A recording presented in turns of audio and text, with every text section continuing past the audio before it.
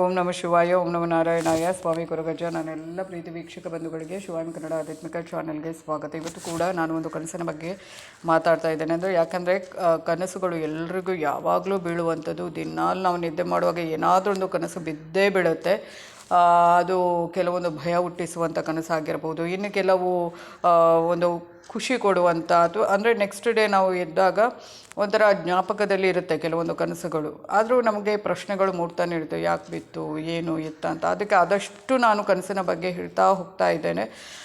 ಒಂದು ನಿಮಗೆ ಗೊತ್ತಾಗುತ್ತೆ ಅಲ್ವಾ, ಈ ಥರ ಕನಸು ಬಿದ್ದರೆ ಏನು ಅರ್ಥ ಅನ್ನೋದನ್ನು. ತುಂಬ ಸುಮಾರು ವೀಡಿಯೋ ಮಾಡಿದ್ದೇನೆ, ಮಾಡ್ತಾ ಇದ್ದೇನೆ, ಮುಂದೇನೂ ಮಾಡ್ತೇನೆ, ನಿಮಗೆ ಉಪಯುಕ್ತ ಆಗುತ್ತೆ ಅನ್ನುವ ಒಂದು ನಿಟ್ಟಿನಲ್ಲಿ.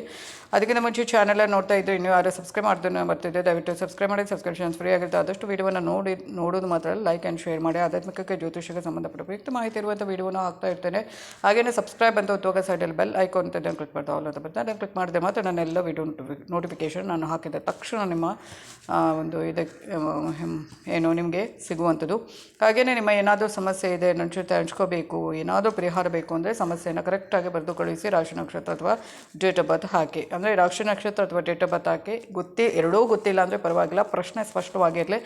ಆ ಒಂದು ಪ್ರಶ್ನೆಗೆ ತಕ್ಕ ಹಾಗೆ ನಿಮಗೆ ಏನು ಪರಿಹಾರ, ಸಣ್ಣ ಪುಟ್ಟ ಪರಿಹಾರ, ನಿಮಗೆ ಆಗುವಂಥ ಪರಿಹಾರವನ್ನೇ ಹೇಳುವಂಥದ್ದು. ಅದನ್ನು ಮಾಡಿದರೆ ಖಂಡಿತವಾಗ್ಲೂ ಅದರಿಂದ ಆದಷ್ಟು ಹೊರ ಬರ್ಬೋದು. ಹಾಗೆಯೇ ಯಾರಿಗಾದರೂ ನಿಮ್ಮವರಿಗೆ ಶುಭ ಕಾರ್ಯಕ್ರಮಕ್ಕೆ ಯಾವುದಕ್ಕಾದರೂ ವಿಶ್ ಮಾಡಬೇಕು ಅಂತ ಇದ್ದರೆ ನನ್ನ ಚಾನಲ್ ಮುಖಾಂತರ ಅದನ್ನು ಕೂಡ ತಿಳಿಸ್ಬೋದು. ಹಾಗೆಯೇ ರಾಶಿ ನಕ್ಷತ್ರ ಗೊತ್ತಿರೋದಿಲ್ಲ, ಡೇಟ್ ಆಫ್ ಬರ್ತ್ ಗೊತ್ತಿರುತ್ತೆ, ಏನಾದರೂ ತಿಳ್ಕೊಬೇಕು ಅನ್ನೋ ಹಂಬಲಿದೆ, ಅದನ್ನು ಕೇಳ್ಬೋದು. ಹಾಗೆಯೇ ಆಧ್ಯಾತ್ಮಿಕಕ್ಕೆ ಜ್ಯೋತಿಷಕ್ಕೆ ಸಂಬಂಧಪಟ್ಟ ಯಾವುದೇ ಒಂದು ಡೌಟ್ಸ್ ಇದ್ದರೂ ಕೇಳಬಹುದು. ಆದಷ್ಟು ನನ್ನ ಸಮಯದ ಅಭಾವ ಇರೋದರಿಂದ ಕೆಲವೊಂದು ವೀಡಿಯೋ ಮಾಡಲಿಕ್ಕೆ ಪಾಪ ಮೂರ್ತಿಯವರು ಒಂದು ಪ್ರಶ್ನೆಯನ್ನು ಒಂದು ತಿಂಗಳು ಆಯಿತು ಕೇಳಿ, ತುಂಬ ಸಮಯವೇ ಸಿಗ್ತಾ ಇಲ್ಲ ಅದ್ರ ಬಗ್ಗೆ ಒಂದು ಕರೆಕ್ಟಾಗಿ ಮಾಹಿತಿ ಸಂಗ್ರಹ ಮಾಡಿ ಉತ್ತರ ವೀಡಿಯೋ ಮಾಡಲಿಕ್ಕೆ. ಖಂಡಿತ ಮಾಡ್ತೇನೆ ಮುಂದಿನ ದಿನಗಳೆಲ್ಲ, ನೆನಪಿದೆ ಮೂರ್ತಿಯವರೇ.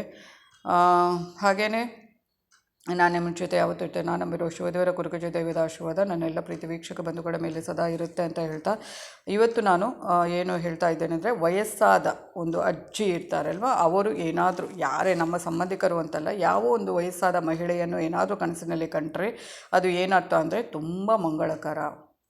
ತುಂಬ ಮಂಗಳಕರವಾಗಿರುತ್ತೆ. ಅದು ಯಾರೋ ಒಬ್ಬರು ವಯಸ್ಸಾಗಿರ್ತಾರೆ, ತುಂಬ ವಯಸ್ಸಾಗಿರುವಂಥ ಮಹಿಳೆ, ಅವರು ಏನಾದರೂ ನಮ್ಮ ಕನಸಿನಲ್ಲಿ ಕಂಡ್ರೆ, ಅದು ಯಾರೇ ಆಗಿರ್ಬೋದು, ನಮಗೆ ಪರಿಚಯ ಇದ್ದವರೇ ಅಲ್ಲ, ಯಾರೋ ಆಗಿರಬಹುದು, ಕಂಡ್ರೆ ಅದು ತುಂಬ ಮಂಗಳಕರ. ಏನಂದರೆ ಏನೇ ನಮಗೆ ತುಂಬ ತಾಪತ್ರಯ, ತೊಂದರೆ, ಏನೇನೋ ಒಂದು ಸಮಸ್ಯೆಗಳು ಇದ್ದರೆ ನಮ್ಮ ಜೀವನದಲ್ಲಿ, ಆ ಒಂದು ಕನಸು ಬಿದ್ದ ನಂತರ, ಅಂದರೆ ನೆಕ್ಸ್ಟ್ ಡೇನಾಗುತ್ತೆ ಅಂತಲ್ಲ, ಮುಂದೆ ಅದು ಒಳ್ಳೆಯದಾಗುತ್ತೆ, ಆ ಕಷ್ಟಗಳೆಲ್ಲ ದೂರವಾಗುತ್ತೆ ಮತ್ತು ಧನಧಾನ್ಯದ ಒಂದು ಸಂಕೇತವನ್ನು ಸೂಚಿಸುತ್ತೆ. ಹಾಗೆಯೇ ಸಮಾಜದಲ್ಲಿ ಒಂದು ಗೌರವವನ್ನು ಪಡೆಯುವಂಥ ಒಂದು ಸಂಕೇತ ಕೂಡ ಆಗಿರುತ್ತೆ. ಯಾವುದೋ ಒಂದು ವಿಷಯದಲ್ಲಿ ನಮಗೆ ಗೌರವ ಸಿಗುವಂಥದ್ದು ಆಗಿರಬಹುದು, ಧನಧಾನ್ಯ ಸಂಗ್ರಹ ಆಗುವಂಥದ್ದು, ಹಾಗೆಯೇ ಕಷ್ಟಗಳೆಲ್ಲ ದೂರವಾಗಿ ನಮಗೆ ಒಂದು ಭವಿಷ್ಯದಲ್ಲಿ ಒಳ್ಳೆಯ ದಿನ ಬರುತ್ತೆ ಅನ್ನೋದರ ಸೂಚನೆ ಆಗಿರುತ್ತೆ ಈ ಒಂದು ಕನಸು. ಇದರ ಅರ್ಥ ಅಂತ ಹೇಳಬಹುದು. ಧನ್ಯವಾದಗಳು.